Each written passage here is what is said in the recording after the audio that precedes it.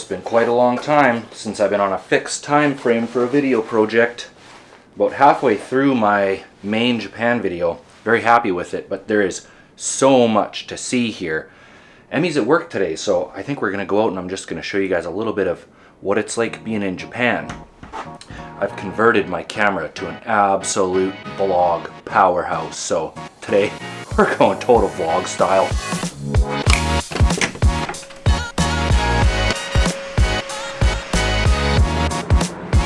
Staying at the Travel Lodge. It is right downtown Nagoya City, so we have access to pretty much everything you'd want in the city. Paid 300 and change for 4 nights. Super good deal.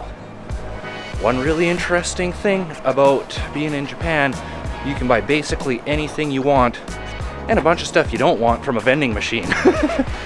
So we're gonna go and see what we can find today.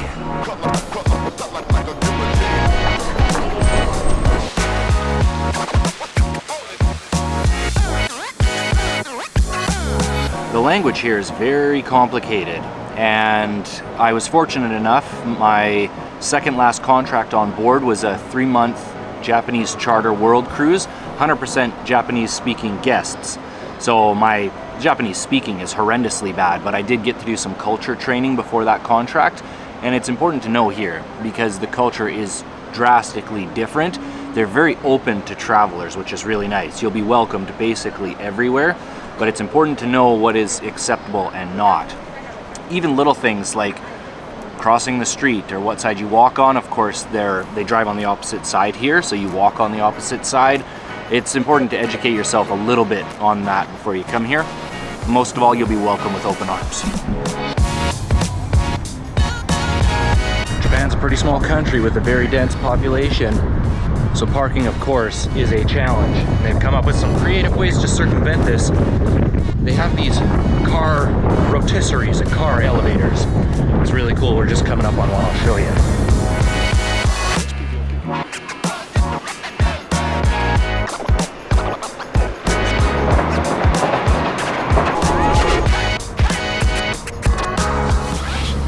It's almost lunchtime here. Quite hungry. There's a sushi train behind me. It's all in Japanese. Emmy's been a huge help with this kind of stuff. I'm gonna try and navigate it on my own.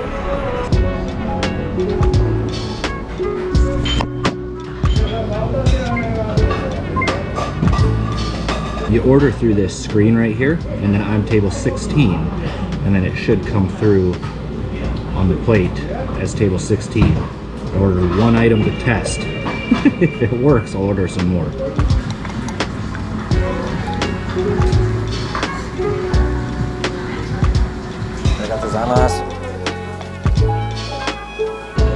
Apparently the proper way to dunk in the soy sauce is to go upside down. I always lose my fish when I do it, so I go rice first. I don't think it really matters. I've done 2 rounds of ordering off of the tablet. I'm pretty sure I can just grab something right off this belt. I'm going for it. See if anybody screams at me.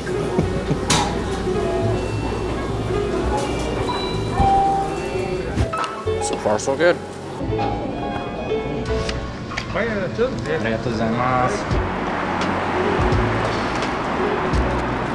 Paying in the restaurant is very easy. They use the same numbers as us. It's basically just divide by 100. That'll give you your approximate Canadian conversion. And they come around when you want the bill. They just count the plates, and that's how much you owe. Each plate is worth a different amount. That whole meal for me was $13. Pretty good.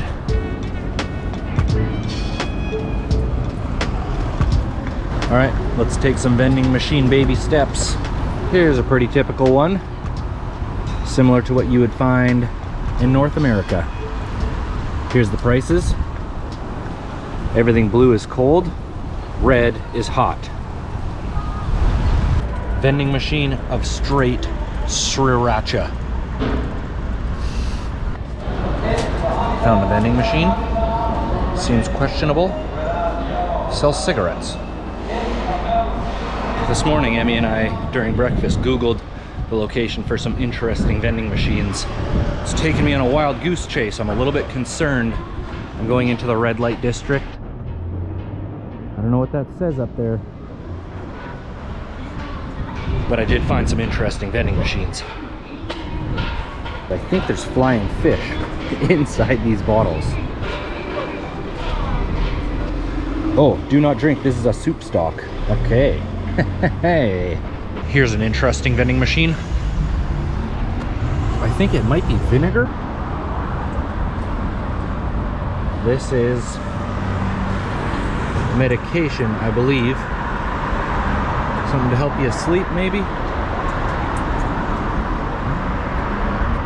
Ready to finally try one of these vending machines. I don't want to get the flying fish juice. I just want a coffee because it's getting cold out. Gonna go with a golden drip. It's 110 yen, $1.10.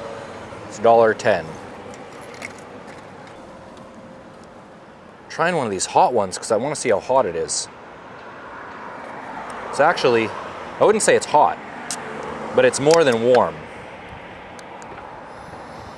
It smells good.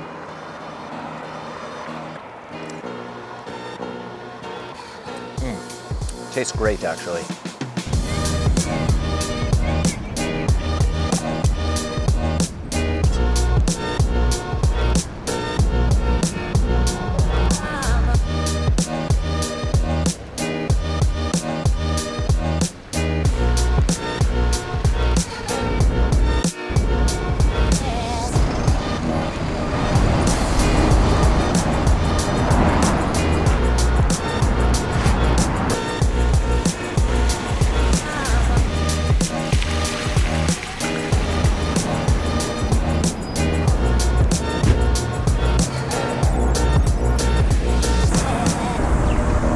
Real treat for you.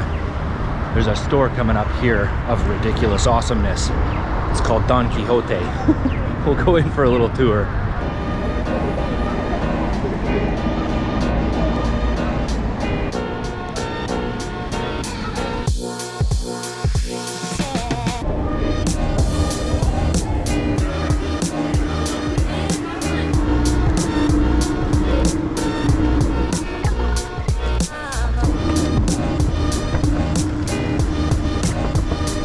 I guess the last 2 floors are just food.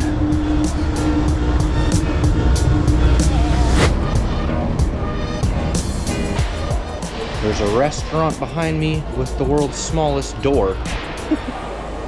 I'm not hungry, but I gotta try that door.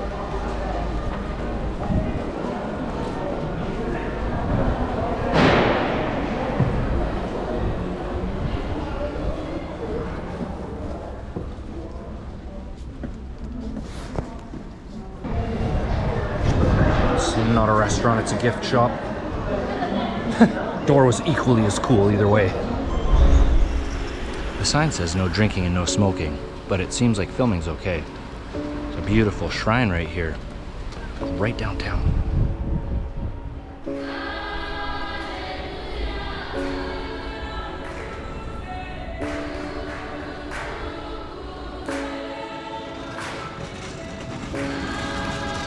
Found another shrine. I'm gonna go for a walk.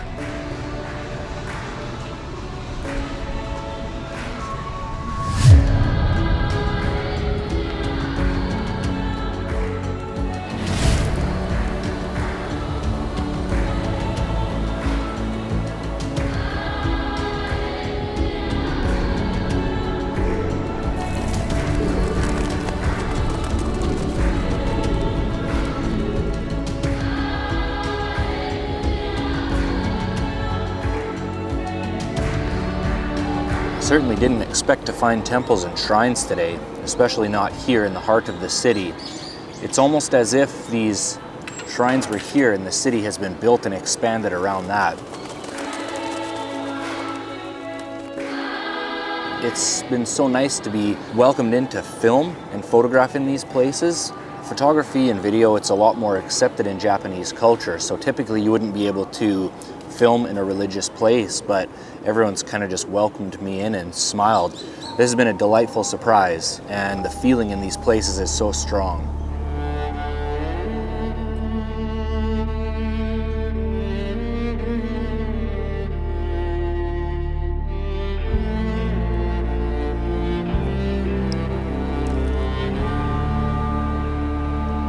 I think the biggest contributing factor that made me fall in love with traveling is meeting people, which is a big challenge here in Nagoya because this is not a tourist destination by any means in Japan, so finding somebody that speaks English is a big challenge.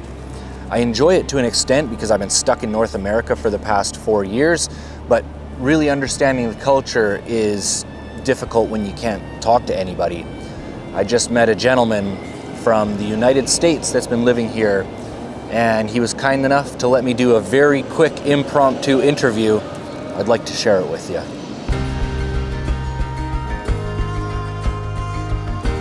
I've been here in Japan about 45 years. I felt the call of God on my life when I was about 26 years old. So I packed up my bags and I came. Put my clothes in a big barrel and had my books in a frying pan. I was single, you know. Didn't meet my wife till I got here. So it was a big transition. I think I kind of fitted in right away.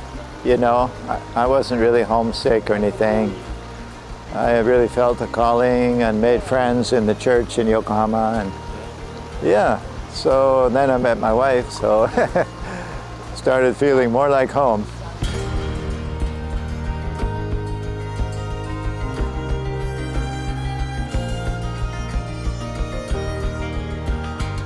I also have my son and some grandchildren in Norway, and my daughter in Alaska, and then another daughter here with grandchildren. So we have 3 continents kind of. I think it gives you a broader perspective on humanity and the situation, of course, in Japan is quite different than America. And, you know, as a pastor, you know, we counsel with people and, you know, all kinds of situations, especially with the homeless, life and death, a lot of things. And so we learn, you know, the Japanese way of doing things. Yeah, which is sometimes better than the American way, actually.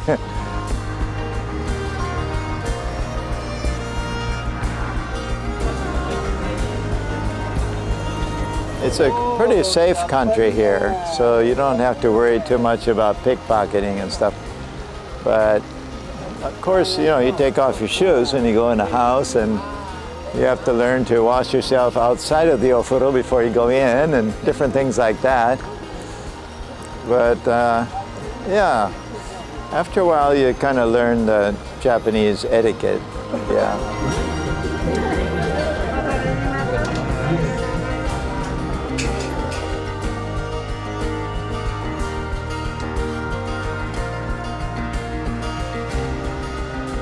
Nihonに来るとき、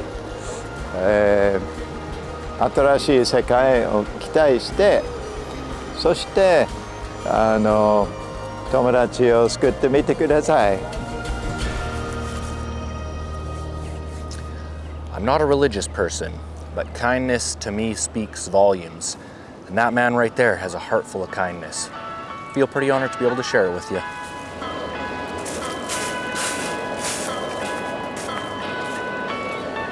The sun is just starting to set and the city is coming alive. Restaurants are opening, shops are opening, and Emmy will be off work in about an hour.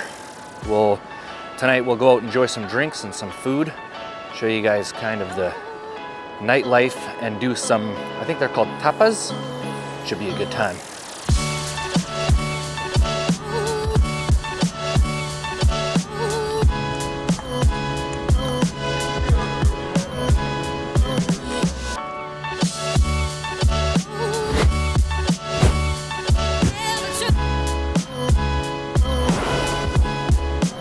Here we go, hitting the city.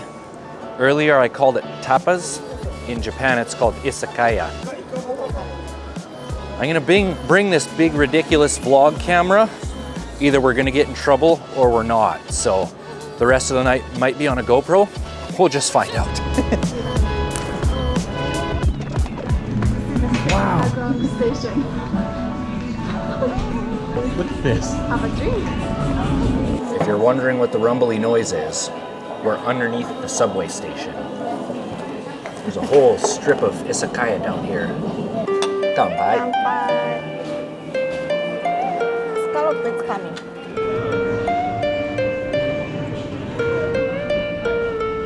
sake. What is this? Cod intestine kimchi. Chanja.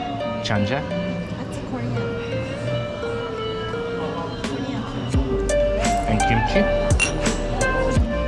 The flavor is great. I have to go down.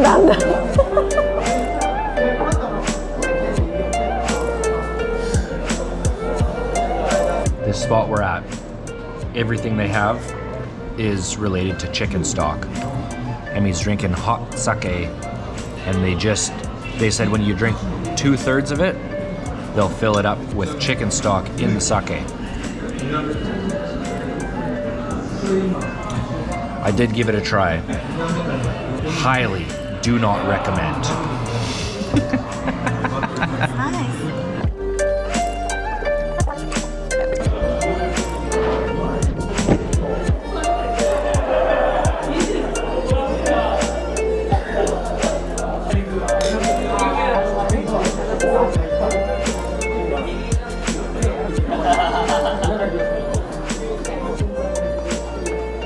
We get to choose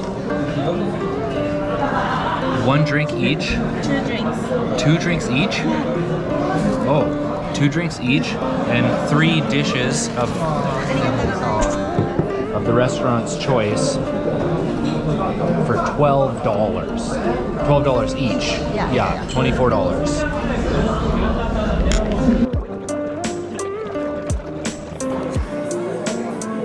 What does it do? Exchange to the second drink. So now they know that it's our second drink. I'm not stumbling, you're stumbling. If they want to get on the train from here, they have to pass through here with a lot of tempting. Yeah, I know, it's too tempting. We never made it to the train. Are you ready for one more tempting? I know. Just kidding.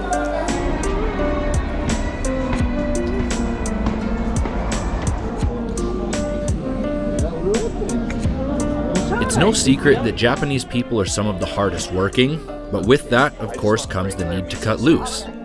Nights like this have basically become a small part of Japanese culture, but the best part? They've nearly mastered the art of reducing a hangover. And at 32 years old, that's something I am beginning to value. The night ends with sushi, miso soup, and ramen, which is maybe not a cure-all, but it certainly helped. And good thing too, because we've got a lot more to see. Next week, we're putting Nagoya in the rear view in search of some beauty and some history. Thanks for watching, everybody. Giving everyone a business, so we're the new kids in town. Breaking walls, blowing bridges, leaving rubble like a wrecking ball. Go ahead, call us outlaws. 'Cause we tear the roof off.